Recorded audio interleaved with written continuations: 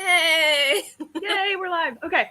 Hello, everybody. Welcome to Feelings with the Geekiary. This is our Pride Edition 2022. Yay. I am Jamie, along with Admin Angel and Fareed. We're fans, we have feelings, and this is where we webcast about them. You can join the conversation with the hashtag Geekiary Feelings. Come on, how will we know we are wrong if you don't tell us? We're never wrong. We'd also like to remind you that the views expressed on this webcast are those of us as the hosts as individuals alone and do not necessarily represent the Geekiary, the webcast as a whole. And that's really good to say because we can get really spicy on these things sometimes. Blah, blah, blah. Sorry, scrolling down. Okay. So don't forget I never pronounce it right. Is it Patreon? I say Patreon, but Patreon. I think, it's Patreon. Anyway, don't forget our Patreon, and make sure to check out the rest of our YouTube channel. Fareed does pretty much almost weekly, probably almost daily reactions to things and reviews. Yeah. And his facial expressions are legendary, so make sure you check those out. As well as some of our previous feelings webcasts. And if you are still one of the people watching The Walking Dead and its many, many spinoffs, make sure you check out The Bitching Dead too. And also make sure you check out our news section, which we occasionally actually post news to. So some of the biggest news from the past week is that Netflix is going to make a real life Squid Game, which I'm sure will be super.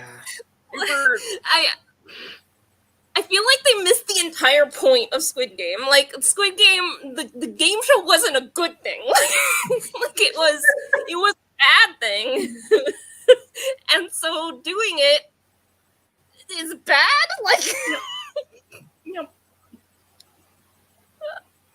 I feel like they think we related to the VIPs that were watching it and being entertained by people's suffering instead of being horrified by it, which says something about it's all the stuff that came out of the Hunger Games franchise, the makeup palettes and we're gonna remix the song, and I'm just this is sort of what the books were cautioning against. Do you not get that?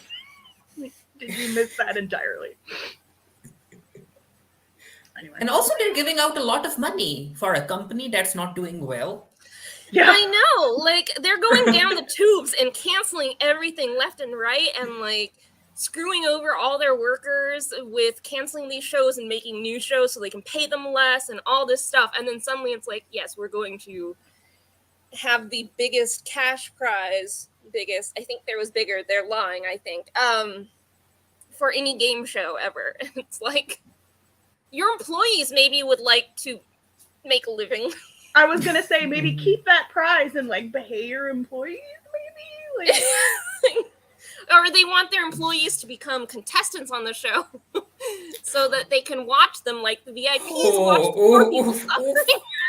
Don't speak that into the universe because they might actually do that. Right? Oh my god! Knock on all wood surfaces available. Yeah. It's going to be a mess, but it will happen. It will be a thing, and people will watch it.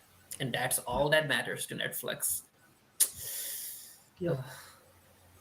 Also, I'm happy that the Old Guard sequel is actually a thing. It's happening. They recently cast Uma Thurman and Henry Golding, which, you know what? Right, more queer characters, more action queer characters. I'm here for it.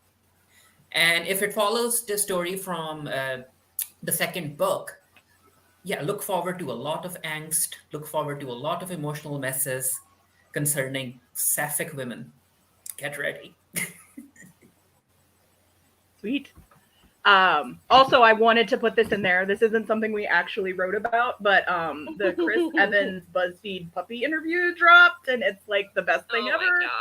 Oh my god. It's 9 minutes of him ignoring questions to play with puppies, so it's good. As one should. A 9-minute shot of dopamine of pure joy. Okay, so moving on to Also, our did discussion. you guys watch Chris Evans' interview where he called homophobic bigots out that were against Lightyear? Yes, I did. I think that was a red Mhm. carpet interview from the Lightyear premiere, right? Or was it an actual sit-down interview? No, it was a sit down Oh, interview. He was like, you know what? All of those people, they'll be dead soon. It was basically him saying that. Like, they're gonna die. It's fine. Love it. And that segues nicely into our discussion, which is Pride. June is Pride Month. Yay! I think pretty much everywhere. I know in the United States. I don't know about other countries, but I definitely know that Pride in the United States, which means all of the corporations change their logos to rainbow without actually doing anything for the community. But that's okay because it means extra rainbow stuff. So, and I mean, I have discussion points here, but also like pretty much we can talk about whatever. But the first one, and I copied from one of our other Pride webcasts. So the first point that I had was favorite queer media in the past year that was like that new or just new to you. So, does somebody else want to go first or? I mean, you all know what I'm going to talk about. I don't think I've heard of that show. There's this pirate show on HBO, Our Flag Means Death, and it's kind of taken over my life. We got a second season. Finally, they announced it the first day of Pride Month. But basically, if you don't know, which if you follow the Geekiary, you probably already do because I take over the account and retweet stuff for it like all the time. It's basically a fictionalized version of Blackbeard the pirate and Stede Bonnet the pirate, and like they fall in love. And it's Taika Waititi and Rhys Darby, and like it's hilarious and amazing. And we were really afraid we weren't going to get another season because other things kept getting renewed. So we started this message in a bottle campaign and sent them like dozens of bottles with messages in it. And then it got renewed, which is good because my next plan was going to be much more expensive. I was going to fly a banner over Comic-Con. So I don't have to do that now. Because that was going to be like $1,300. So, but we're renewed. No plane over Comic-Con. We're good. That's a good backup plan. Oh, like I know. It's very visible. So yeah. Also, I like the fact that Taika is very, very enthusiastic about the show. Like, he'll be promoting another film, but he always segues towards Our Flag Means Death. Oh yeah, because he's in Lightyear, the Buzz Lightyear movie. He's in Lightyear. Much... He's in Love and Thunder, but he's been talking about Our Flag Means Death. Yep. I love it. Like, oh, I'm in a pirate show. I don't know if you heard about it. But... it is really funny because these things are huge. Like Lightyear is Disney. Thor also Disney, but I mean MCU specifically. These are big properties with everybody's attention on them, and Our Flag Means Death is this little thing on HBO that didn't get a lot of attention until the finale, when everyone realized that we weren't getting queer baited and that it was actually a gay love story. And then suddenly it blew up at that point. So the fact that he's bringing this somewhat little known thing, at least little known for the majority of its life,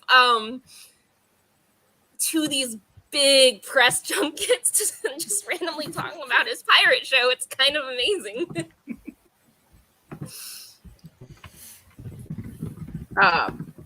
So I can go next. So most of the stuff that I've discovered has been books, which is hilarious because I'm not quite as prolific as a reader as I used to be. I think the pandemic and being in like quarantine sort of like fried my brain, and then I actually had COVID, which didn't help. So, but I've read a few books in the past year, and I do Pride reads, or at least I try to every month. And this year I've read 2, which is better than last year where I only read 1. So, yay, double the output. Progress. And a lot of the books that I was reading are like, they weren't new. Like I finally read White and Royal Blue, which for anybody that doesn't know is the president's son and the Prince of England fall in love with each other. It's getting a show, or is it a movie? I think it's a movie. They're getting a movie. Okay. Yeah, it's already filming. So I've seen like like behind the scenes on Tumblr and all that kind of stuff. So I'm very excited. It's very good. It's very like it's very happy, and it's sort of it's hilarious because in the author's note, the author talks about how she came up with the idea after the 2016 election because she was basically like, hey, what if that went like the other way? And so it's like this, world where it was like, oh, like we have a female president and like they're Hispanic and so but it's I really enjoyed it. And then similar vein is Boyfriend Material, which is you have he's the son of a rock star, I think, something like that. So he's one of those people that it was like he's famous just because his parents famous or whatever, and he's sort of like not doing well in life. And basically they were like, oh, we need to clean up your image. So they get like he has a fake boyfriend. they put him in a fake relationship with like a well-to-do like upper crust like I want to say it's in England, so barrister. I think he's a barrister. And then of course they end up falling in love, blah blah blah. And it has a sequel that's either coming out soon or is already out. I think it's coming out soon, called Husband Material. Basically the pretend to be married or pretend to be dating fic trope in book form or movie form. That's why I'm a huge fan. Wonderful. I love the fake dating, fake marriage. Literally finished reading a fic of that like 20 minutes before hopping on this webcast for Finpo.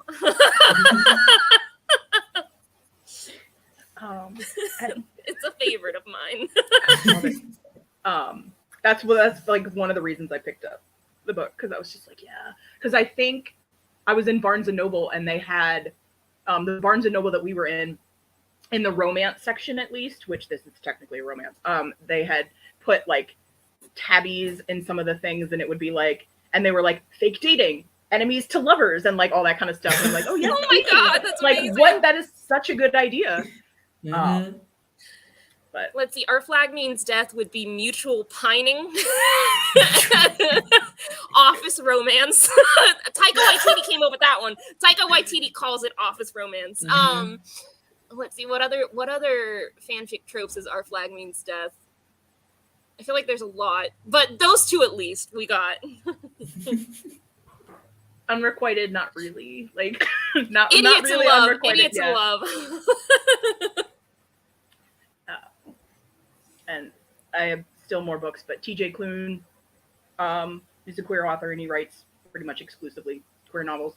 And I read one of them for Pride Reads last year, which is The House on the Cerulean Sea, which is very cute, and I highly recommend that. And then he came out with another one in September or October called Under the Whispering Door, which is also very good. That one is about a spoiler alert, because it happens in like the first page, but like a dude dies. And he goes and he's led by a reaper to like this cabin in the middle of the woods somewhere, where it's like he has to be like coached sort of to like acknowledge that he died and like all that kind of stuff, and then like be led to move on. And he ends up falling in love with the dude that's in charge of that, and he doesn't want to move on and all that kind of stuff. So enjoyed that one. And then also Asian dramas. My Love Mix-Up is really good. That's I think I did a rec post for that. I think for on the blog. But it's based on a manga, and it's basically like they're high school kids, and this one guy has a crush on this girl, and he borrows an eraser from her, and on the eraser is written the name of another guy with a heart on it. And so he's like, oh, and then he drops the eraser, and the guy whose name is on it picks it up and thinks it's his. And then he's like, oh, well, I'm going to properly think about this before I just like flat out like give you an answer. And then they end up dating. But it was like, he doesn't like the original guy, like he has a crush on his female classmate. So he doesn't think that he's gay, and like the other, or not queer, I guess, sorry. And then the other guy doesn't think that he's queer. And then they realize that, no, yes, they very much are. It's fantastic, and it's really it's only 10 episodes. They're half-hour episodes, so I watched it like after work one day. It was great. And the last thing I'm going to recommend, as I monopolize the conversation, is It's Guardian. okay, I added one, so I got one more after too. Okay. Go ahead. It's Guardian, which I watched last summer. And I mean, this show, honestly, like objectively, is like not a very good show. Like the plot sort of makes no sense near the end. The special effects are terrible. This is a really thing that they do a lot in Chinese dramas where they overdub an actor's voice with like a different voice. But for Guardian, it was mostly the actor's original voices, except in certain parts. So like literally in like the middle of a scene, it'll be a different voice. And it's just like, that's bad. And then I found out later that it was because like they literally like ran out of money like halfway through. And apparently they wasted a lot of it on the soundtrack, which is awesome. So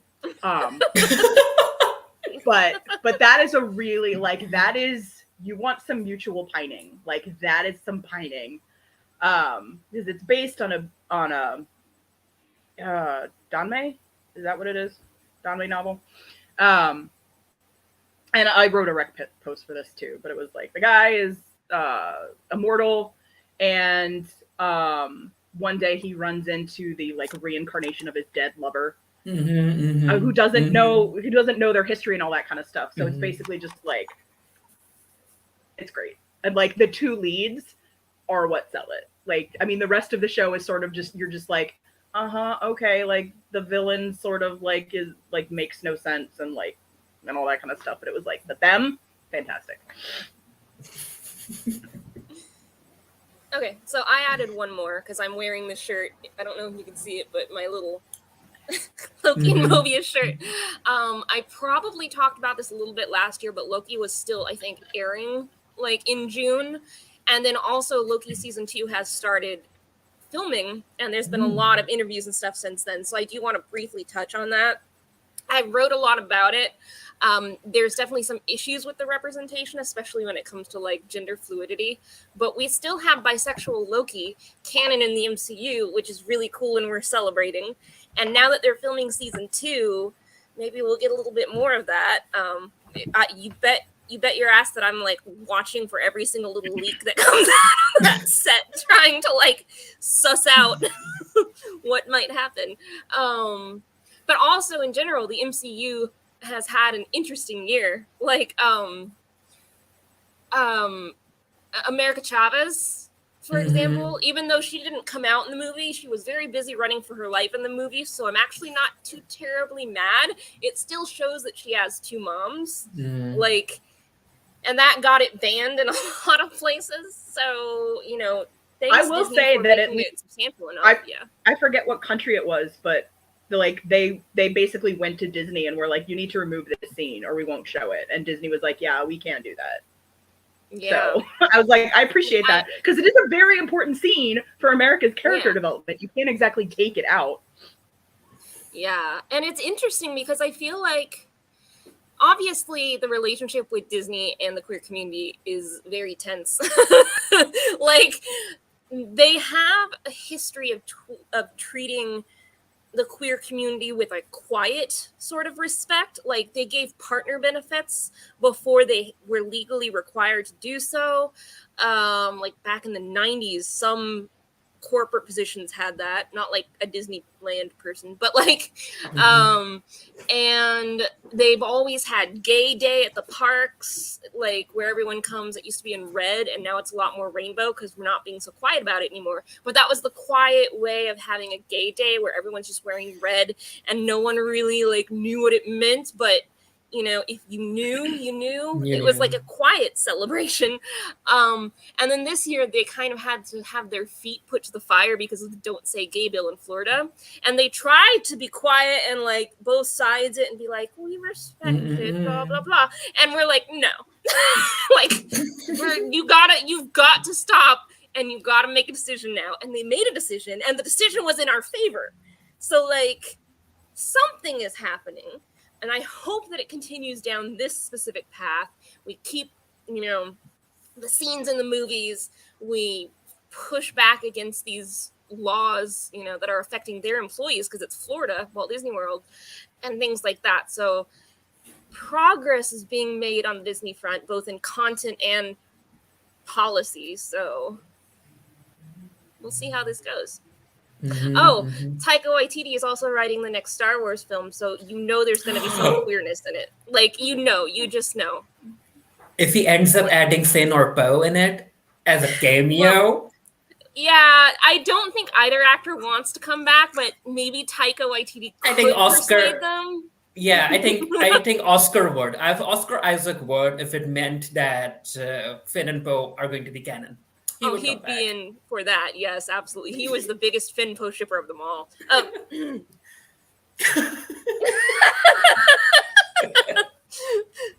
Random tangent. Sorry, this is unrelated, but there's going to be Stephen Grant art right next to this very soon because I ordered a commission at Comic-Con and I'm going to pick it up from the artist there. So Poe's about to have another Oscar Isaac character next to him. Oh man, I forgot to mention in the news thing that we were starting to get Comic-Con news, which is exciting after 2 years of not having Comic-Con. But we're actually starting to get a webcast. Yeah. Sorry, go ahead. Oh no, I was just going to say Angel and I are actually starting to get press releases about Comic-Con, which, yay. And I put a couple up on the website too, And we'll do a webcast from the convention itself. I forget what time. I'm sorry. But it's going to be on that Wednesday before, I want to say 4 o'clock or something. Yeah. So we'll have a lot more Comic-Con stuff then. Yeah. Yeah. I'm going to go pick up my art that night.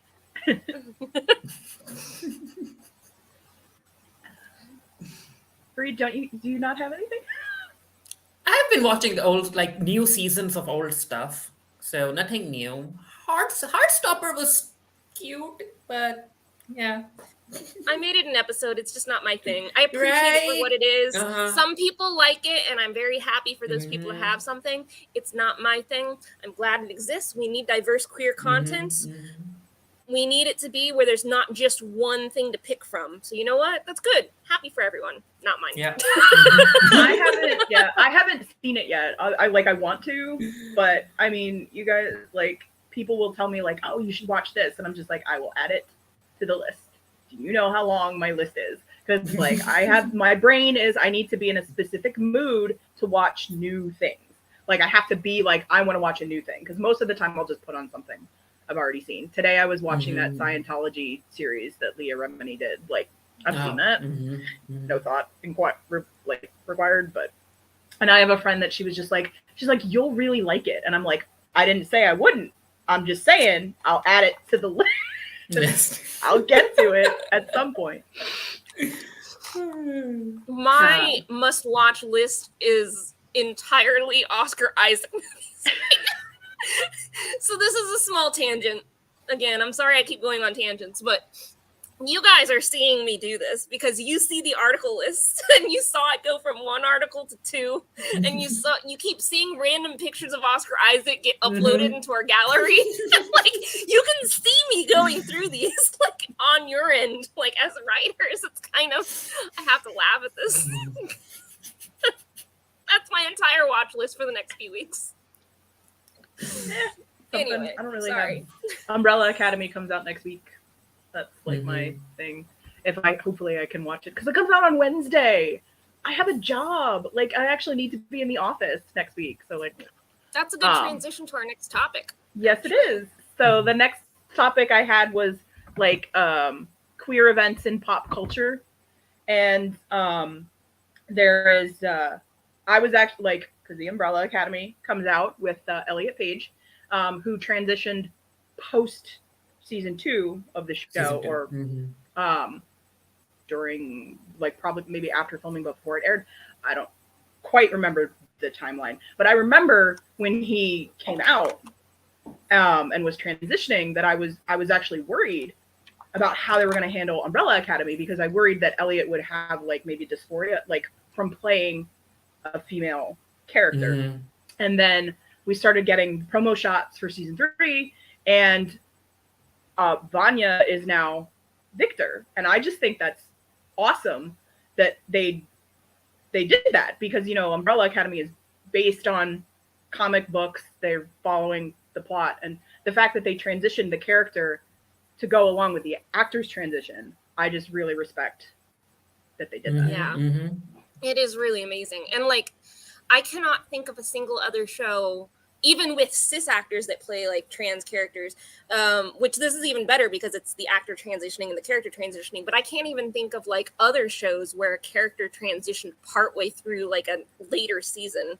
Like, can you? Because anything that includes a trans character, they tend to be introduced that way, or like it's a episode 1, season 1 plot. Like, and this is the story that we're telling. But with this, it's just like, now it's Victor. Like, like 3-4 seasons in. Like, yeah, they had sort of something like that with Ugly Betty, but it was not handled well because it was played basically for laughs and all that kind of stuff. But the whole season 1 was all about Daniel's older brother had died in a car accident, and then you find out later that he hadn't died. He had transitioned into a woman, and then the whole rest of the series, it was basically just like, you know, the butt of jokes and all that kind of stuff. So, but it hadn't been like, but you know, the character was dead in season 1, so it's not like he was there and then all of a sudden now he's like a woman. Yeah. So not quite the same thing, but so no, because I don't think there's actually that many trans characters that would happen to. That's true. Yeah. Or trans actors. Also, according to the critics, the story is a mess, but the entire Vanya transitioning into Victor thing, it's handled well. So I'm like, okay, we'll find out soon enough. I can handle a messy story as long as the queer stuff is okay. Like, I don't. I mean, Umbrella Academy is kind of random, messy crap anyway. Like, here's the thing. There's some things I watch for plots, and there's some things I watch for characters. I watch Umbrella Academy for the characters, so I don't care how messy the plot is, as long as the characters are doing, you know, done justice. Whatever happens in the plot can happen. I don't care. I really don't. I'm assuming another apocalypse. I think probably seems to be their thing. Yeah, they did that on the 100, and that got old. Like, oh, it's another apocalypse. It's supernatural. Like, they kill them. Like, that's how their seasons ended. Yep. Kill the main characters. The next thing I had on the list, Freed and I both watched 911 Lone Star, and the big couple on 911 Lone Star, Tarlos, which is TK and Carlos, got engaged. I mean, I appreciate that they're engaged. I really don't like how they handle. They're one of those ships, like, where the small moments are really good. It's the big relationship defining moments that are crap. Like, in season 2, they moved in together. There was no conversation. One day, TK's just moving into Carlos's place. They broke up off screen between seasons. They got back together off screen. And, like, also, I'm just really sick of TK's life being in danger. Like, honestly, because they had that big thing with, like, the blizzard and all that kind of stuff. And I was like, have Carlos be the one in the hospital bed. And TK is, like, regretting that they broke it. Like, why would you put this right there? This is a thing that I have an issue with when it comes to 911 Lone Star. Whether it's TK and Carlos or Grace and Judd, the white guy is always the one getting taken care of. I'm like, I would like to see Judd taking care of Grace. I would like to see TK taking care of Carlos. Like, give me that. Like, Yeah, the closest they had was when Judd and Grace were in that car accident. Right, that's it. But and they were both like in an trouble. Episode, and then she was fine. Like, yeah, she was like, you're like, I mean, that's how it is on these shows. It's like, you know, an episode later, they're fine. And it's an undetermined period of time later. Also, the way they got back after breaking them up, I'm like, TK was in a coma. He had an entire conversation while he was in a coma. And the thing is, like, a real conversation. I know. And the thing that kills me is Rafael Silva had to fight to get that included. Like, they weren't even going to have that at all. And he was like, no, you need to have a scene where he expresses his emotions. And it's like, yeah, and it was to an unconscious TK, and we don't even hear half of it because TK and his mom, his hallucination of his mom, are having a conversation. So I don't watch the show, and this is very strange to listen to. I have no context for any of this. But good, I mean, good or bad, I don't know. Ryan Murphy is like an executive producer, so it's Ryan Murphy. Yeah. It's going to be a mess. Yeah.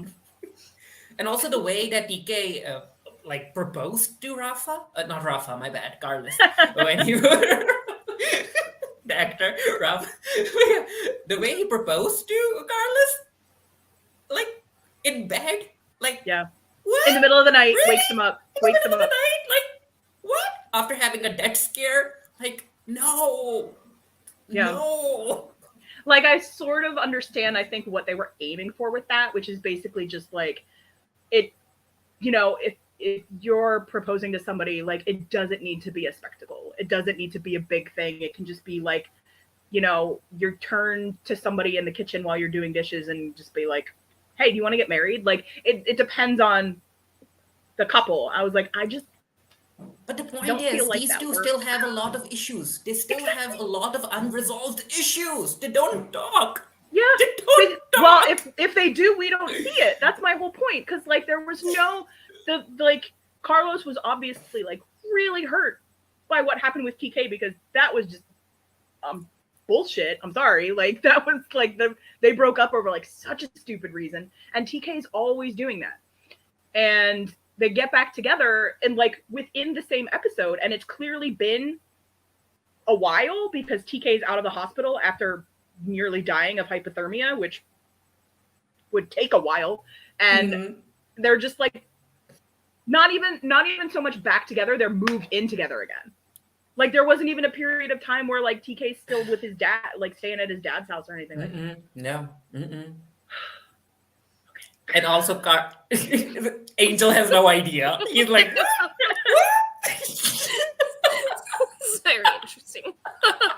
At least I'm sparing you my Rob Lowe rants because I hate his character and he's 90% of the show. I wanted him to die. I was bad. so ready for him to die in bad. season 3. But I he's was not so gonna. ready. He's not gonna. He's an executive producer. His son writes it. Like He got a new show, so hopefully that will do better. And he just leaves. that would be great. Yeah, he just leaves. Anyway, I do have a long rant about that. Like, I was like my friends that do not care, and I'm like, and another thing about Rob Lowe, and they're just like, I don't care, and I'm like, but you will listen to this because I need to say it. The internet does not appreciate it.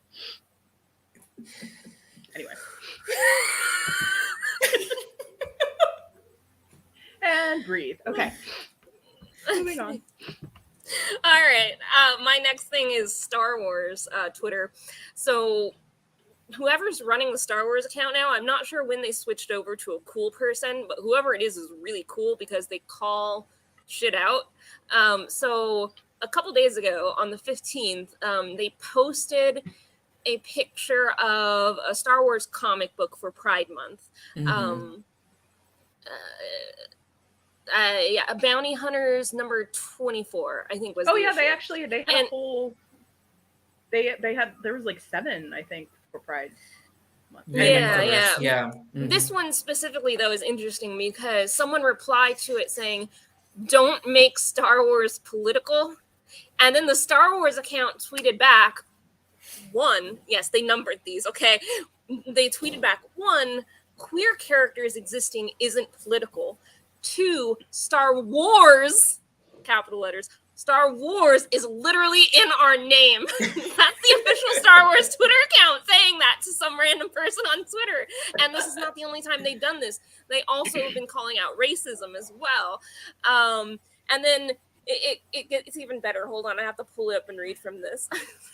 Sorry. So someone tweeted back at that tweet, should we expect taxation is theft messages too, or is this just leftist politics? And then someone responded with a picture of Episode 1, The Phantom Menace crawl. Turmoil has engulfed the Galactic Republic. The taxation of trade routes to outlying star systems is in dispute.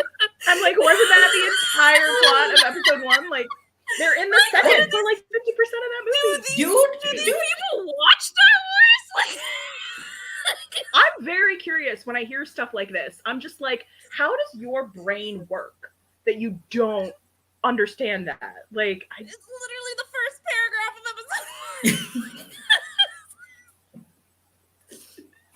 And the thing that got me, if I can segue a little bit, because like some of the replies under that tweet were like, I weep for humanity, because some people were like, because everybody was saying is like us, like queer people existing isn't political, and people are like, oh no, but it's about inserting a queer character where it doesn't make sense for the narrative, or where it's like, why do you need one? It was like, why do you need straight characters? You don't. It's just the character. It's like, they're like, oh, it doesn't add anything to the plot.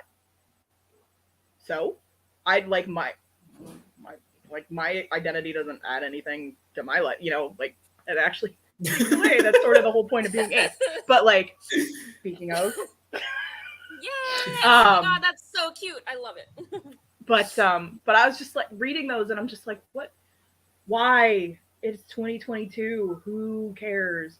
So like, it doesn't. Being straight doesn't add to the plot either.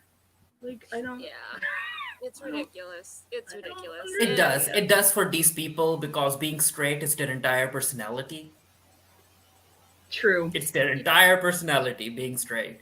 I guess it's like anything different from what they are is a plot. Mm-hmm. Like, oh, it has to be for the plot. You have to be black because of the plot. It's like, no, you can just be black. People are just black. So here's the thing, and my definition here I want to explain, because I'm going to use the word fascism, and but in my opinion, fascism specifically also pushes back against racism and queerphobia and sexism, because the system is not built for those groups. Like the fascist system tends to be for like straight cis white dudes, typically. Rich. I mean, white not dudes. always, but that's So, but the fact that Star Wars message is explicitly anti-fascist, like since the first movie's crawl, it has been anti-fascist, and these people come in and don't pick that up and are racist bigots all over the place. Like, do you watch this show? Do you really, or do you just look up when there's pew pew, like laser fighting? Like, is that the only thing you see? Like, the Empire are the bad guys. Like, that's the point. Apparently a similar thing is happening in The Boys fandom, which I don't watch The Boys. Yeah. I don't watch The Boys. I watched the first season. It was okay, but it wasn't something that I'm going to like count down the days for the next season or anything. So now I'm like 3 seasons behind, and that's just how it goes. But apparently this season got a lot more explicitly anti-fascist as well. And people that liked the characters that were fascist are upset about it. That's what I'm gathering, though. Since I don't watch it, I'm not sure. I can assume it's probably Homelander, but I don't watch Homelander. it. Okay. Yeah, I'm like, people like Homelander. I thought he was so cool. I'm like, really? Dude, You thought Homelander was cool? He's been a representation of fascism since episode 1. Like what the hell? That's one of those where it's like, you can tell a lot about people by who their favorite characters are in media, or like their favorite media in general. Like, I'm sorry, if I ever meet a dude and his favorite movie is American Psycho, I am walking away very quickly, but not calling attention to it. Fight Club and Pulp Fiction, also a little bit red flags. Yeah, Lolita, nope. Wolf man. of Wall Street. Like, now I'm just listing my ex's favorite movies. Oh man, I feel like I was gonna. Oh, I don't remember what I was gonna say.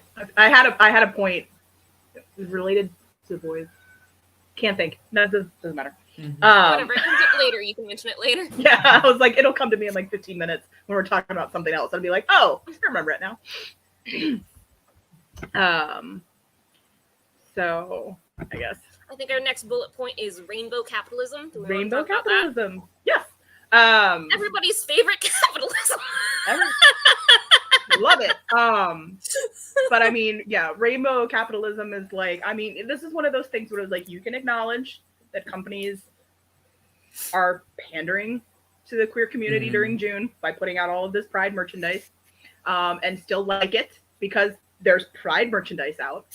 And you can like wish that companies would do more, but still Only for a month. Only for a month. Yep. But at the same time, the fact that it exists at all means that it's more financially viable to be queer friendly, at least during June, than to not be. So that's a plus. And like, it's so much stuff, like, because like, I mean, I live in New York. We have multiple sports teams, and at least the ones that are playing in June, which is essentially baseball, they have Pride nights. And the Mets was last night. I did not go because I went to a game earlier this week. And if I can complain about it a little bit, I mean, I had amazing seats thanks to a friend of mine that wasn't able to go. But the Mets won literally every game this week except the one that I was at. So I'm a little annoyed about that. But so last night was Pride night, and that's when they give away like some Pride merchandise. This year it was a fanny pack. Not a fan. But still, and going back to the 90s with that. Yeah. Well, those are coming back. Really? Yeah. I'm clearly not up on fashion. No, and then, but there was also, they introduced new like merchandise into like the store, the official store, which of course happens after I'm at the game, because despite the fact that there are 80,000 Yankees official stores in the city, there's one Met store and it's at the stadium.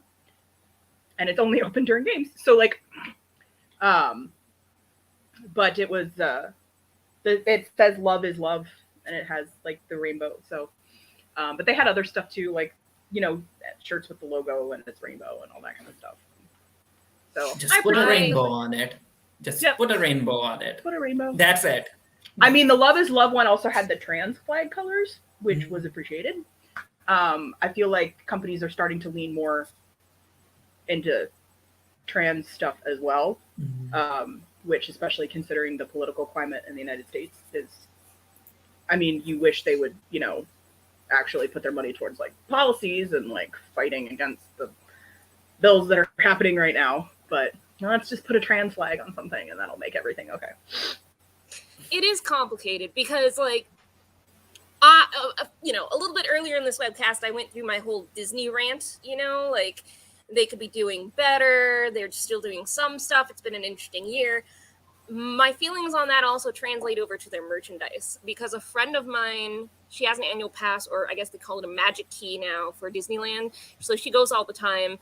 And she was there earlier this week and found a really cute, well, she found a bunch of stuff, but my eyes zoomed in on this really cute Marvel shirt that has the logos in rainbow. So like the original Avengers logos and all the rainbow colors.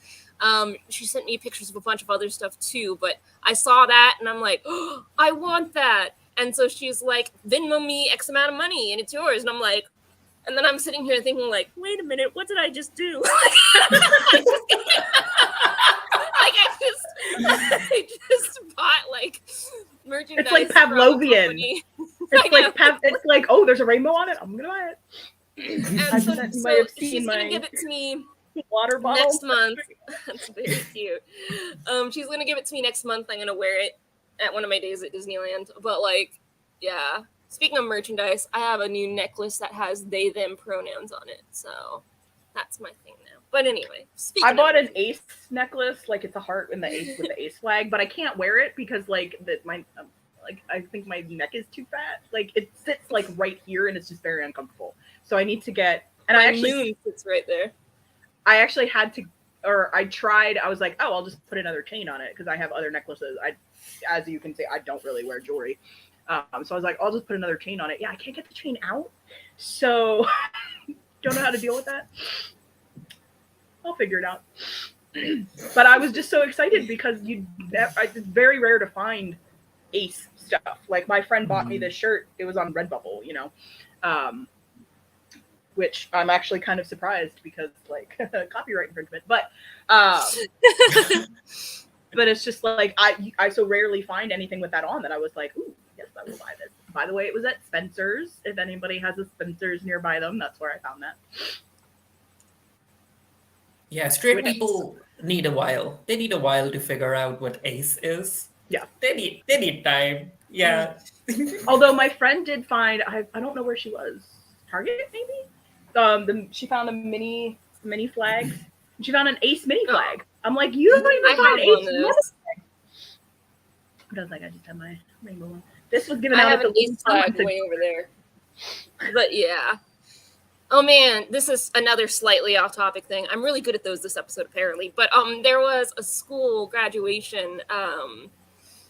I can't remember what their policy was, but they had some sort of anti-gay policy, and a bunch of the students, instead of shaking the head of the school, chancellor? Oh no, I saw that. Yeah, they gave him rainbow flags instead. So like by the end of it, he had like 40 or 50 like rainbow flags in place of handshakes, like just piling up like behind him.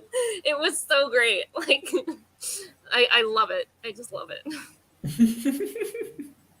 Yeah, kids are the future.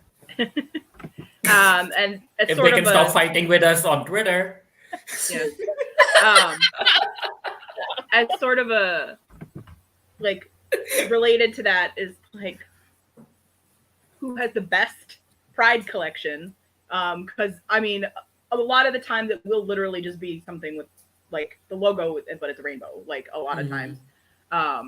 So I actually got this tote bag at Party City.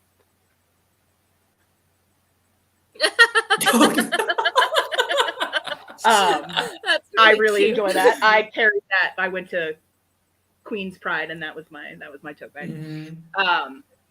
And I actually like the Target website has a lot of shirts, or not a lot. It has a couple of shirts that I really like. And so I went to the store to buy them, and then I found out it's like, oh no, see, they're not Target shirts, they're Target partner shirts, so they're only available online. So I gotta buy them online. But one of them is a Star Trek one, and it has the Enterprise, and like the trail, the warp trail behind it is rainbow, and it says "Love is universal." And I'm like, I want that shirt. That's cute. Yeah, I got a lot of stuff from Target. They're doing the stuff that's in store has like an oddly 80s slant for some reason. I'm not sure why. It's an interesting vibe. But I got the denim shirt that has like the little rainbow colors on it, and it's very 80s, but I'm gonna pair it up with my Stranger Things shirt and like have a nice little 80s ensemble. Like that's one of my Comic-Con day outfits. So I'll be 80s-fied thanks to Target and Stranger Things. But I like the Marvel stuff. I know. Whatever. No judgment. There is no judgment here. Like, I haven't really actually seen. I mean, Party City. Like, I got that tote bag at Party City, but I got that in like March, so they might have had more stuff added since then. Old Navy has some stuff. It's okay. It's basically just like equality and love, love and all that kind of stuff. I really want to see like more clever stuff. Like that's the thing, because I have a friend and she really likes the one at Target that it's the bisexual finger guns, because that's like a meme. So I was like, stuff like that. That's more like, not just we're gonna slap a rainbow on something and charge $30 for it. Some effort. Like, show me some exactly. effort. Yeah. Barnes and Noble has some stuff.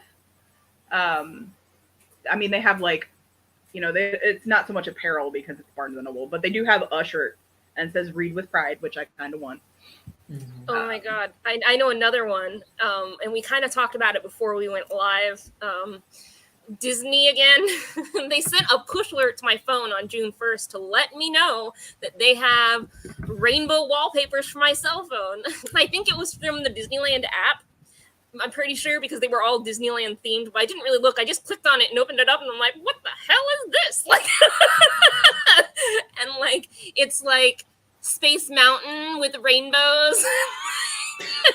This castle with rainbows, and like it's all this Disneyland stuff with rainbows, and it's free. You could put it on your phone. I'm not that much of a shill. I've currently got my OT3 as my phone lock screen, but I mean, Yeah. Disney is trying. Disney is trying. They gave us like a co-lead queer character in Lightyear that just came out, and they're going to Yeah, give yeah. us another co-lead queer character in the upcoming movie Strange Adventures. I think that's the name. Hmm. It's an animated movie, so they're trying. They're Yeah, trying. I think they're making a lot of progress, and I'm happy to see it. I'm a little scared to be 100% on board yet, but I'm to the point where I can wear that Rainbow Marvel shirt that I purchased and be a little happy that, you know, I'm in it and not feel like a complete shill. Like, but it still made me pause because it's been so many years of like them trying to play both sides of the issue that it's hard to trust them. But we're making it. Also, Lightyear is underperforming, so they might end up blaming the queer character. I just had no desire to see Right? Right. Like, No one wants to see it. Even Queer Chris, I character was or like, not. yeah, I was like, I mean, I love Chris Evans, but if I'm not gonna get to see him, like, I don't like if maybe And if it had been Taika live Waititi, action and he's too. Buzz Lightyear, I would have seen it. But I'm like, I don't really have any desire. I mean, it took me forever to see Toy Story 4 in the first place because I was like, why would you do that? You ended it perfectly, and it's like, now it's like cash grab. But I'm like, of all the toys, not Buzz. here. I don't know why they're doing this. Disney is making some really odd choices with their non-MCU and non-Star Wars franchises. I mean, there's some weird decisions going on in those franchises too, but I'm not talking about those.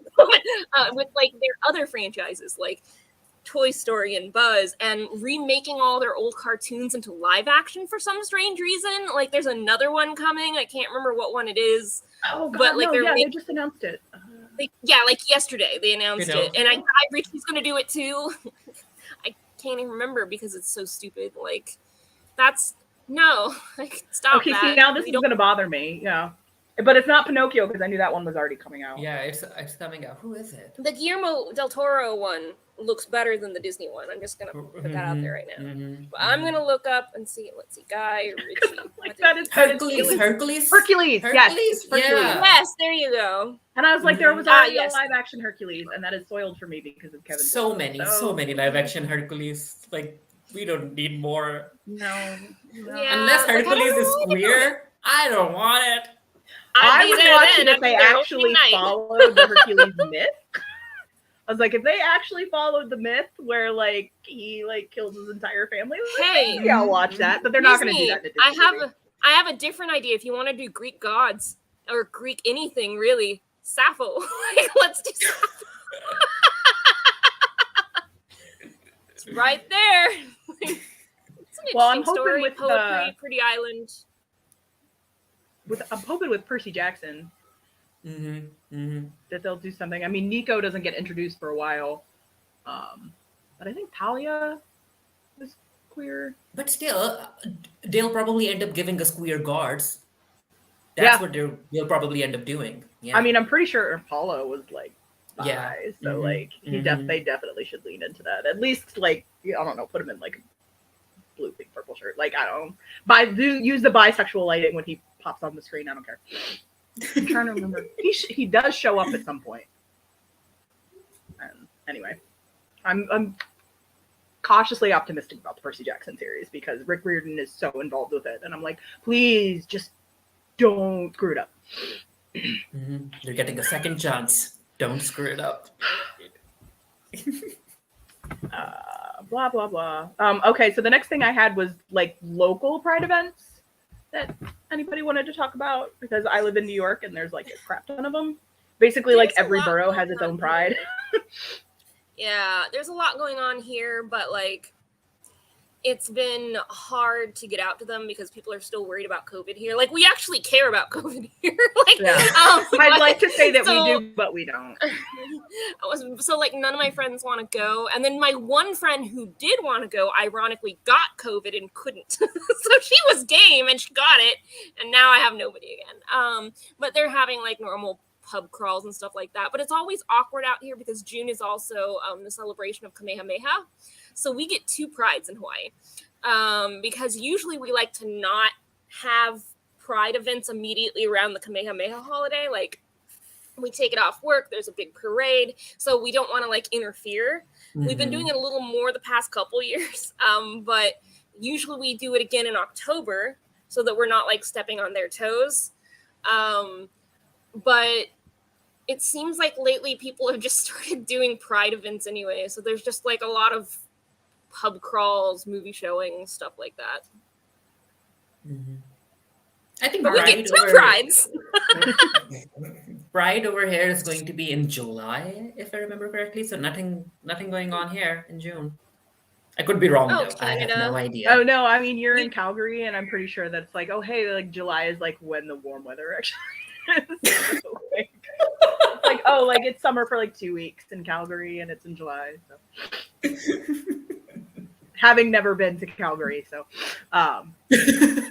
but yeah, New York has a lot of stuff because I mean there's 5 boroughs, and I can't vouch for this entirely, but I know there's at least 3 separate boroughs that have their own pride parades.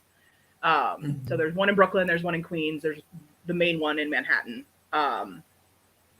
and I went to Queens Pride, which was a few weeks ago, because my friends and I decided we would rather do that one than the main Pride parade, because the last Pride parade that we went to was 2019, which was World Pride.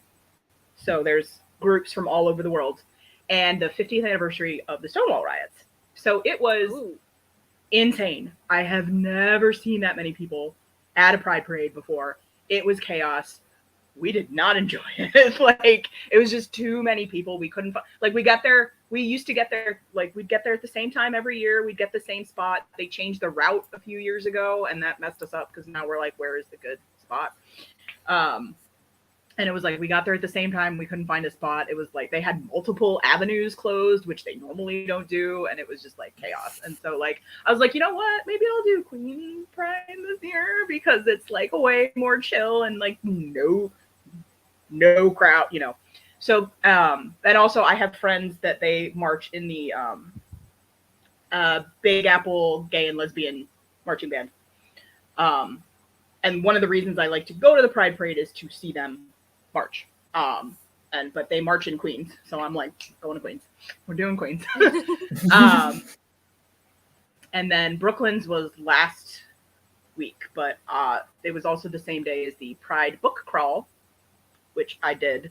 And by the time I was about halfway through it, I'm like, I'm exhausted. I'm going home. So that is what I did. And then, like I said, the Pride nights at the various sport. I didn't go to the Mets, but there's a minor league baseball team at Coney Island. I live 20 minutes from Coney Island, so I went to that. It's also way cheaper to see a minor league team than a major league team. It was like $15. I'm like, yay. And they actually gave us flags, and they give us a flag and a tote bag. And the main thing was that you got the team jersey, but with the rainbow. So like,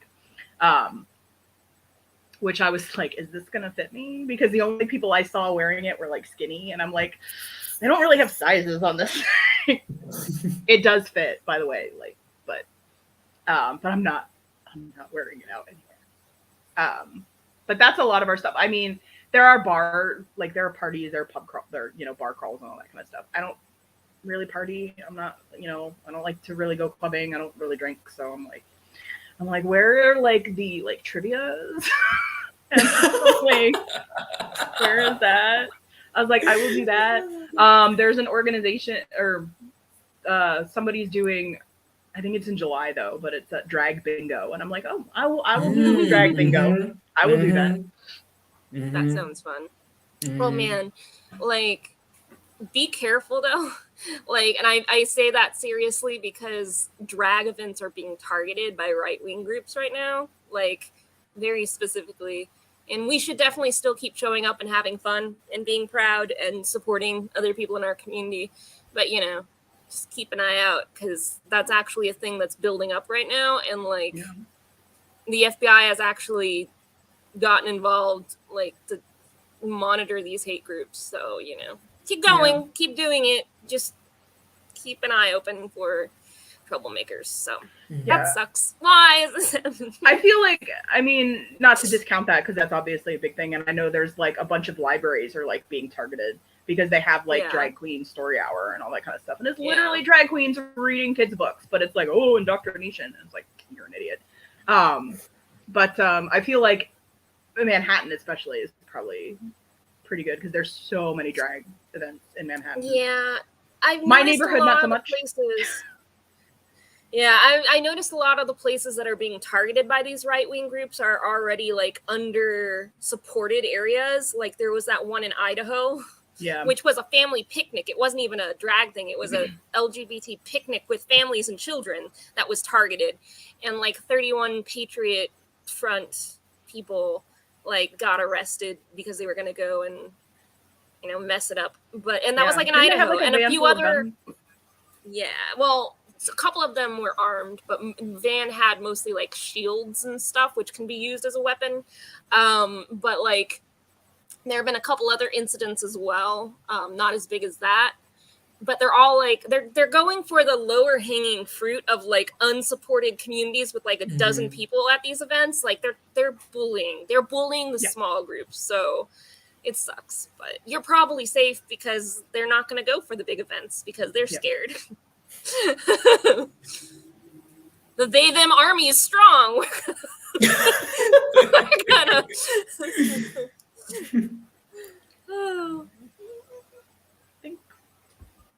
Oh wait, and then I had this thing I couldn't figure out like a discussion point to put this under, but so I sort of like realized I was ace like 7 years ago at this point, reading fanfic. That is how I realized it. And I like. I'd love to explain the story better. I feel like this is the only audience that would get it. So I was reading Asteric Porn Star A, and there was a big discussion about it. Because I think Derek was ace. I think like that was like there was a whole big thing about like Derek was ace, and I think like Styles was arrow or something like that. But like there's a whole big discussion about identities, and I was reading the explanation, and I'm like, huh. I didn't know that was a thing. That explains a lot. I discovered mine through fanfic too, Sherlock fan fiction, Ace Sherlock fanfic. Yep. So right there with you. Yep. And I was just like, I mean, I grew up rural Pennsylvania. Nobody was really out. Like several of my friends have since come out. Basically as soon as they graduated high school and we're not living there anymore, everybody was like, yep, I'm bi, and all that kind of stuff. So, like it wasn't a thing that we did. Bye. The only real person that I knew that was like really open. And I actually found out that it was like she wasn't like we were like friendly because she was in the band. She was a year above me, but we weren't in she wasn't in my friend group. But I found out she was like going to like queer events and all that kind of stuff like in high school, and I'm like, crap, how did I not flippin' know that? I guess because we weren't really friends, but anyway, so I figured that out about 7 years ago. It's one of those things where I was like, I don't hide it, but I don't really talk about it so much, and I'm more open about it on Twitter and Tumblr because those are the social medias where way less people that I actually like know in real life follow me on those, or people that I've met like since moving to New York and all that kind of stuff.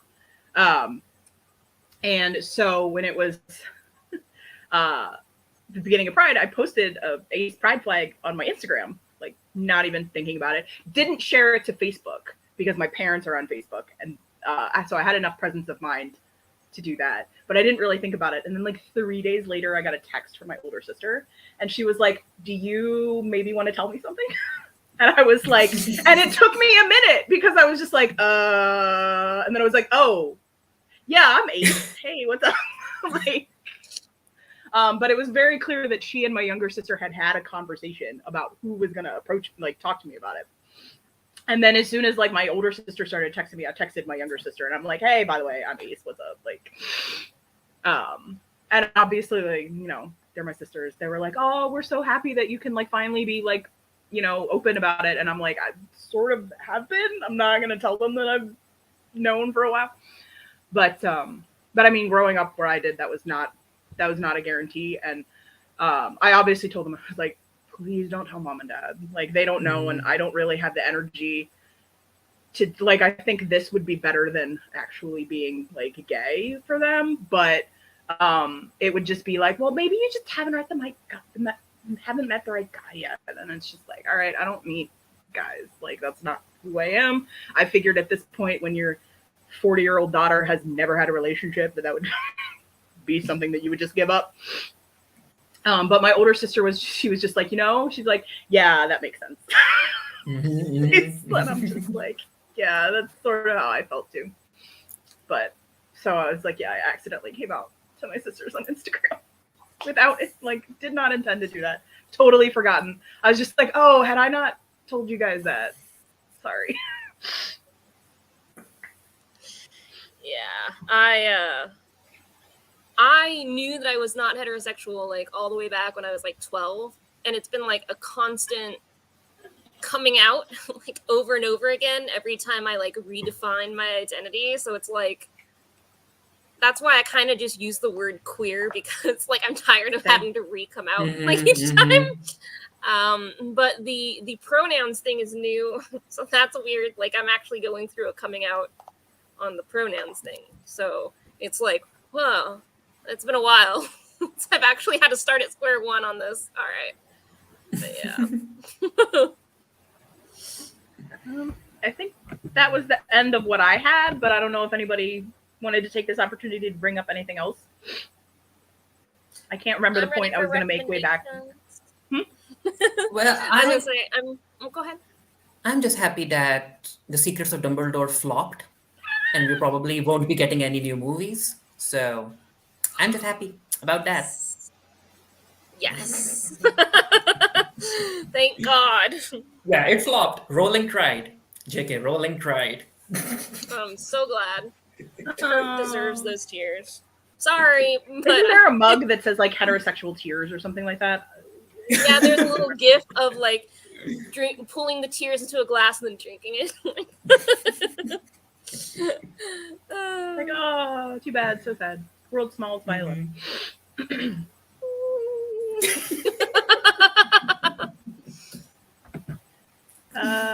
Okay, so nobody has any other discussions. We'll move into recommendations. So I am really enjoying Spy Family. It's an anime. And actually the latest episode came out today that I haven't seen yet because I was watching that Scientology thing all day. But it's really cute. If you're unfamiliar with the story, I mean, based on a manga, but it's basically like, it's sort of like Mr. and Mrs. Smith. So you have this guy and he's a spy. And his next assignment is he has to get close to like one of the like government people. And they want him to do this through his kid's school. Well, the spy doesn't have a kid, so he has to find a kid. So he gets a kid. She's a telepath. They don't know that yet. Random telepath in there. And so she basically like reads his mind to figure out like what he wants so that she can get adopted and all that kind of stuff. And then he needs a wife. And the woman that he ends up like fake marrying is an assassin. So, and obviously like she doesn't know he's a spy. He doesn't know she's an assassin, but the little girl is a telepath and knows everything. So, and it's just like really cute because like last week was like, oh, the mission is like the little girl has to win a dodgeball game. and did not. And it is hilarious, but it's just like, it's really cute. And I've heard like, this is a really highly anticipated series. I've heard really good things about it. I actually want to start reading the manga because it's in Shonen Jump and I have the app. I haven't yet because brain not functioning. But I'm really enjoying it. It's really cute. It's on Crunchyroll because it's pretty much the only anime streaming service left. I think it's also on Hulu, if anybody's on Hulu. And then my other one was, a friend of mine recommended this to me. I skipped over it on Netflix because the title is weird. It's called Worst Roommate Ever. So it sounds like a bad reality show because that's not a good title.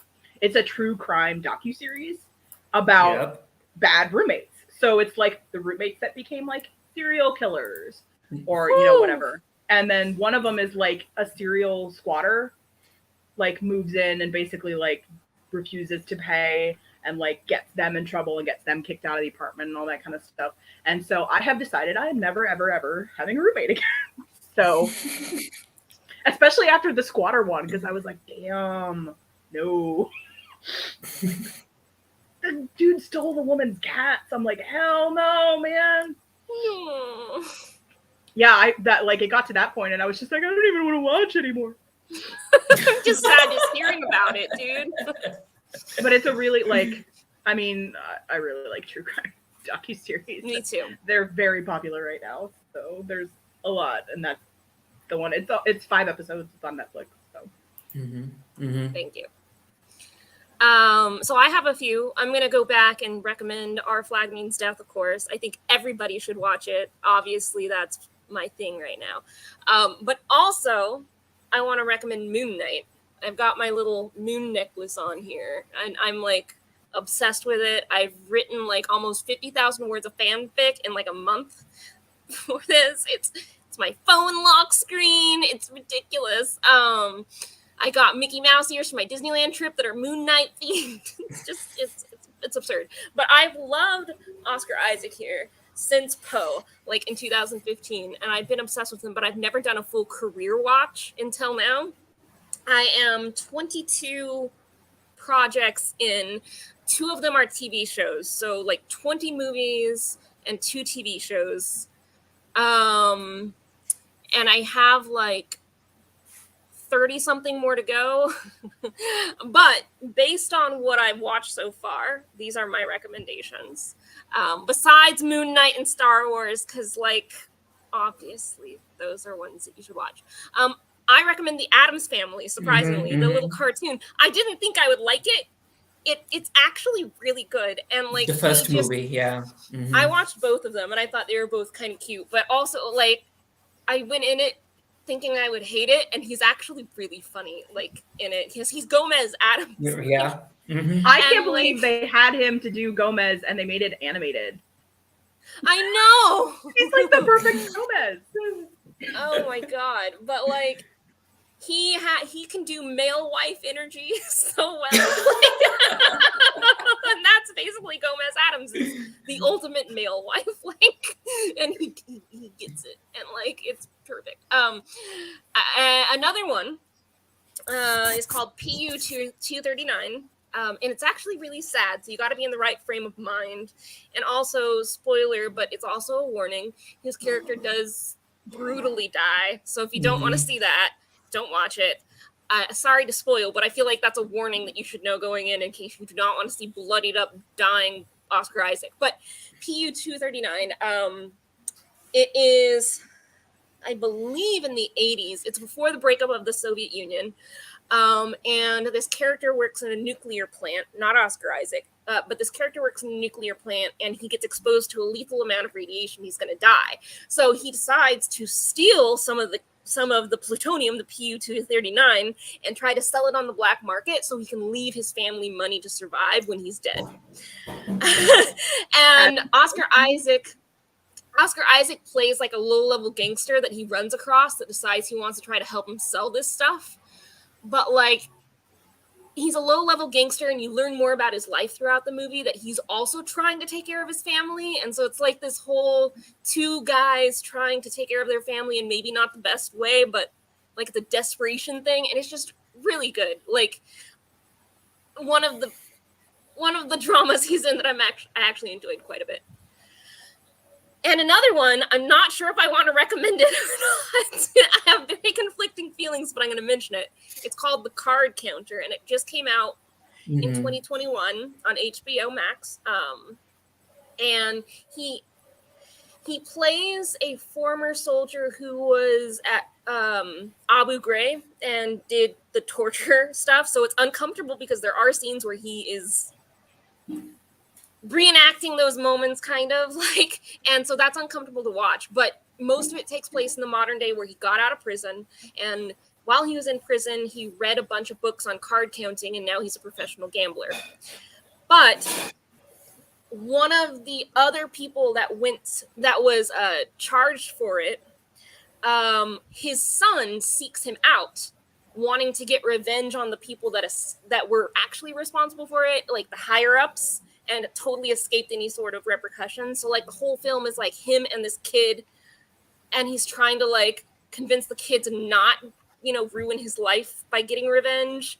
And it's really intense, and I'm not sure if I liked it, but there were moments in there where like I literally just was sitting there going like, oh my God, because of like how tense his acting is. So if you want to see him really kind of push those limits, I recommend it. But it's not an easy subject matter to watch. Mhm. So you got to kind of make your decision on, do you want to see really intense, good Oscar Isaac, or avoid troubling content? So I'm not recommending it. I'm just putting that out on the table for people to make their own choice. But I have 30 other movies to watch, so maybe there's a better one later on. We'll see. I'll post those articles later. I actually can't believe he's in that much stuff. Like, I don't know why I didn't think he was in that much. Like, here, let me show you my working list. So, this is my working list where I put little check marks by it, and this is all of his stuff. Look at all that. wow. I know. And the little check marks means I watched them. Yeah, he's a working actor. He is a working actor. Yep. Most of the actors I like are in like 6 movies. So like, this one's gonna probably have a lot more unwatched stuff than my Tom Hardy watch. Like with Tom Hardy, I think I was missing 4 of his movies, but I'm already starting to scrape the ones that are hard to find, and I'm not even halfway through with these yet. So my unfinished list might be bigger with him, unfortunately. But we'll see. We'll see how far I can get.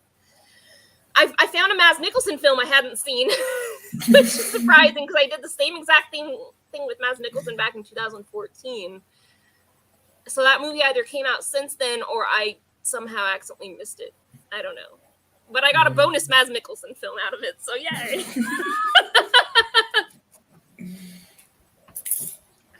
Reed, you got anything? Nah, nothing new. No. Okay. Nothing new. Don't watch anything new.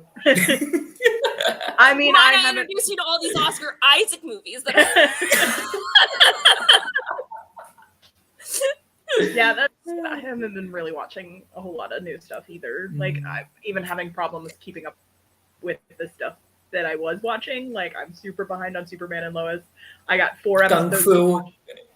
Kung Fu season 2, you just forgot about it. Well, because I like. Sorry, go ahead. I was just gonna say Kung Fu pissed me off because like I literally watch Superman and Lois, which is on the CW, and I swear to God, the CW app only has CW shows for their commercials, and I had no idea when Kung Fu was coming back until it was like 4 or 5 episodes into the season, and then I was like, oh, I'm behind, I'll need to catch up, and then I just never caught up, so now I have to watch the entire season, but it's like. I was gonna say the only 2 things. I think there's a delay, so I totally don't mean to keep interrupting you. I'm so sorry. But the only 2 things I'm watching right now come out at the exact same time. It's Miss Marvel and Obi-Wan, and they both drop at 9 p.m. on Tuesday nights my time, which is midnight. Yeah, at the same time. So the first week I did Miss Marvel first, and then Obi-Wan. This week I did Obi-Wan and then Miss Marvel, and I think I'm going to do that for the final 2 because it's easier to watch the intense Obi-Wan and then end with kind of a more cheerful Miss Marvel to go to bed too. So that's going to be how my next week's going to be. But then it's only Miss Marvel from there. Only 1 more episode left, right? Obi-Wan just needs to air the finale. Yeah. And the finale for Obi-Wan is apparently like an hour and a half long. I have not been able to verify the screenshot, but someone showed a screenshot of their of supposedly an early access screener that said like an hour 34 minutes, and I'm like, that's a movie. Like, but I don't know. I haven't verified it. It's out there though. I have to watch those from this week too. Like, I mean, if I have to recommend something, I would recommend Surreal Estate with Tim Rozon and Sarah Levy. Like, it got cancelled, but then it got sold in like more than 100 countries. And Sci-Fi was like, you know what? I think we should bring it back.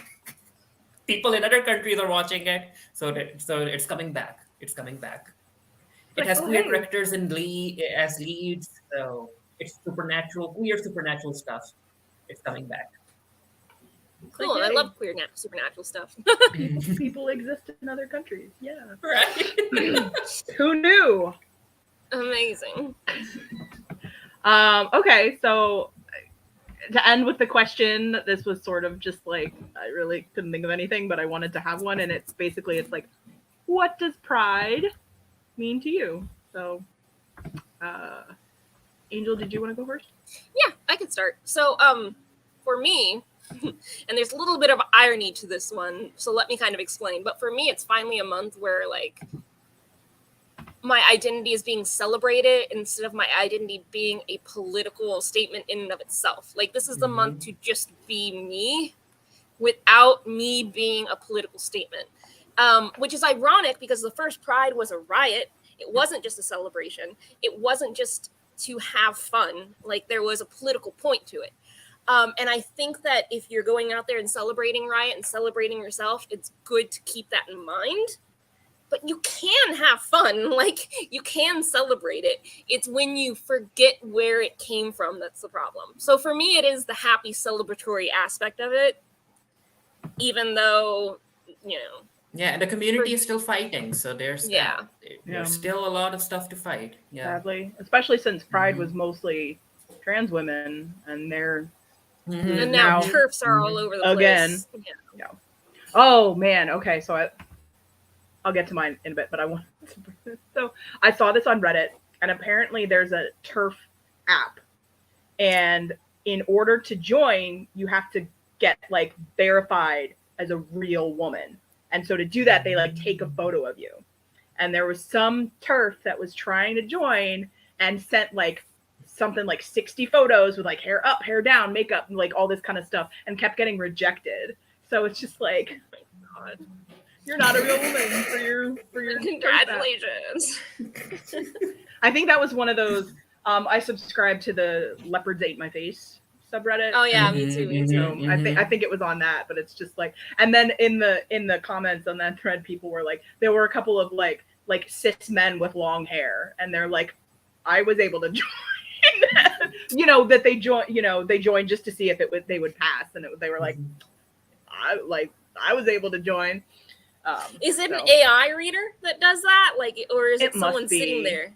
Because I think, AI readers are going to be problematic anyway because of the racial bias with it, which we have not been able to fix yet. So it's, I don't know. Like at this point, if there's AI face scanning thing, there's going to be racial implications. So they've got that going for them too. I guess. I'm pretty sure it's AI. Yeah, because or you're just super biased. So mine is, it's just also kind of ironic because for me it's like because it's so like, it's not even really that recent, but because it's so recent for me, it's just about being comfortable with who I am after so many years of like honestly thinking I was like broken somehow. Because when I was in high school, like all my friends were like going on dates and like losing their virginity, and I'm just like, sounds fake, but okay. And then I was like, I didn't date in college, and everybody talked about all their hookups and everything, and I'm just like, I don't get it. Like, and so I thought there was something wrong with me, and then finally learning that it was like, no, there's an actual term for it. Actually made like really settled something in myself. And I know there's this whole thing about, like not everything needs a label. And like that's true for some people, but for me, it was just the fact that there is a label. Drag Harry Styles, drag him. I mean, that's a lot of people. They're like, oh, well, labels aren't that important. It was like, well, they are if you've spent your entire life not realizing there's something. I have a recommendation for you. There's a Twitter. Well, he has Twitter and a TikTok and all these other things, but I follow him on Twitter. He's called Ace Dad, and he talks about the importance of labels, especially micro labels, as a tool, not as a test. So if you like a label as a tool to identify, that's perfect, and that's what it's there for. But it's not, you don't just sit there and like mark boxes and be like, what am I? I'm a lesbian. Like, it's not like that. It's not a test. So, if they don't help you, disregard them. And if they help you, use as many as you want, like, and make your own thing. Like, I understand, like, because I know that some people like find them limiting, because it's like, you know, there a lot of things have specific definitions, and if you don't fit every category, and you know, and you think, oh, it's like, oh, that doesn't apply to me, and it's like, and that's, I really think it's an individual thing. But for me, it was just like, there's a term for it, which means I'm not the only person that feels this way, because I was definitely the only person I knew growing up that felt that way. I was the only person I knew in college that felt that way. So, and now it's hilarious. Most of my friends on Twitter are ace, but like nobody I know in real life is. So it's just like, okay. And it's also like, and I talk about it, it's like, oh, my sisters are like, oh, you can finally be open. And I'm like, not really, because my parents still don't know. So, but I think it's extra important with everything that's going on in the United States right now, that those of us who can live like openly, like do so with as much honesty and like pride as we can, so that we normalize like being queer. And then hopefully, you know, because I actually, like, my friend had made the comment when I told her about how I accidentally came out to my sisters, that she was like, she was surprised because my sisters and I have a lot of queer friends. And she was just like, I'm kind of surprised that your parents like let you have queer friends. And I'm like, I'm like, well, most of my friends, like, it didn't come out until after high school. So it's like, my parents didn't know, but also at the same time, like, my parents, I think it's because we had so many queer friends that it was like, I mean, I honestly still don't think they're like 100% like okay with it. But they're not actively assholes about it the way that they used to be. And I honestly think that's because we have so many queer friends. I was like, most of my friends are queer. Most of my sister's friends are queer. So it's just like, my sister's best friend from high school that we have known most of our lives, like, she's bisexual, her husband is trans. And I think it was that, like, my parents, like, knowing them as people, and then they're like, oh, P.S. I'm bi, or like, P.S. I'm gay.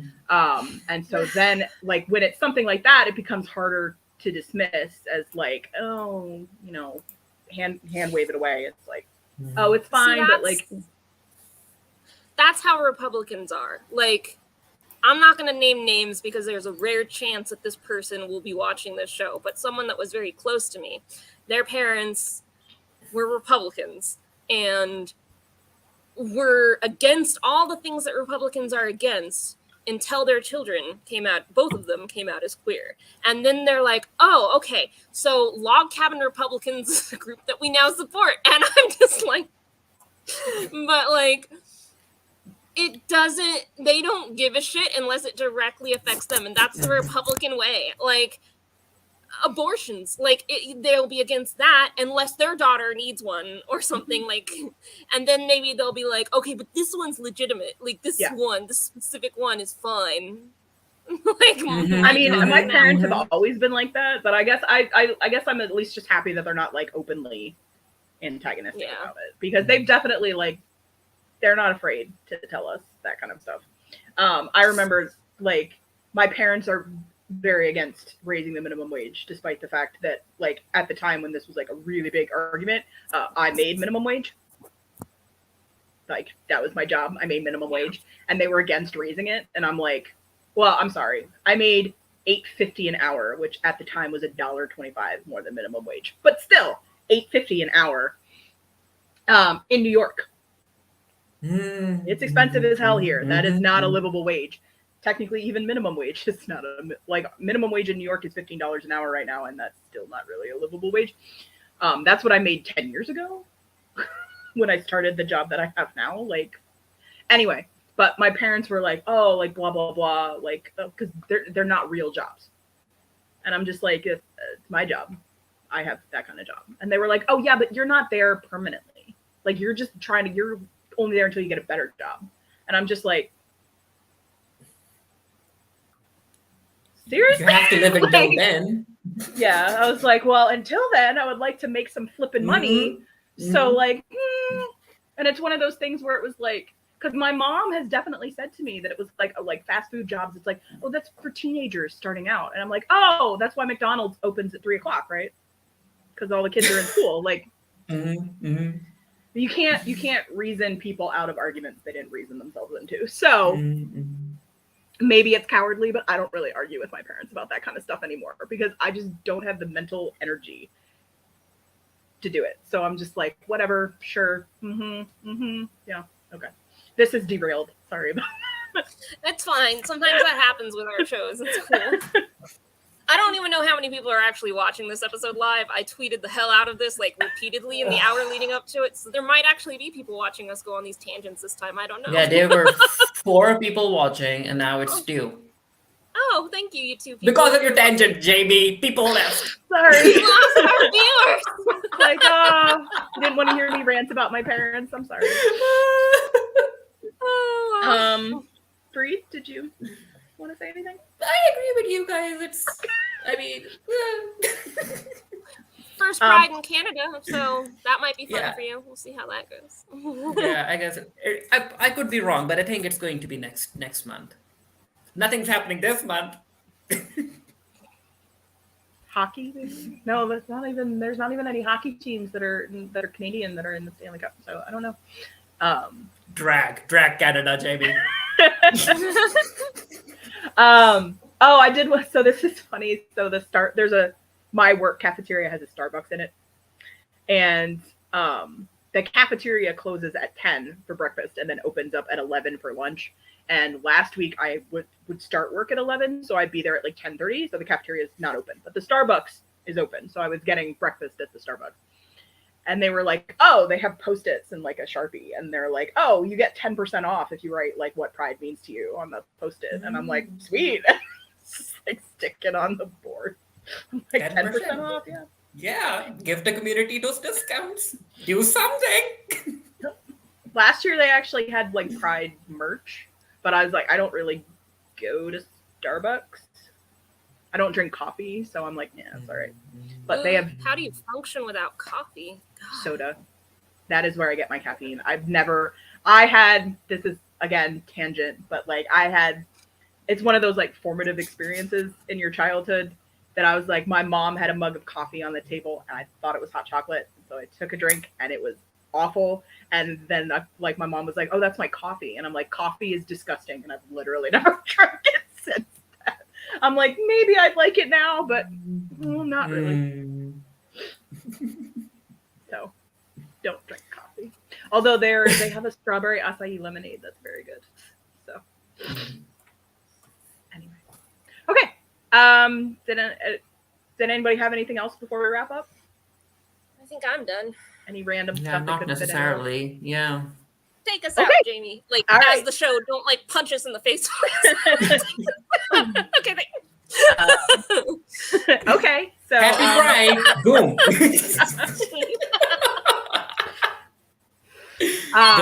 The first Pride was a riot. It was. I don't have a brick, but I can.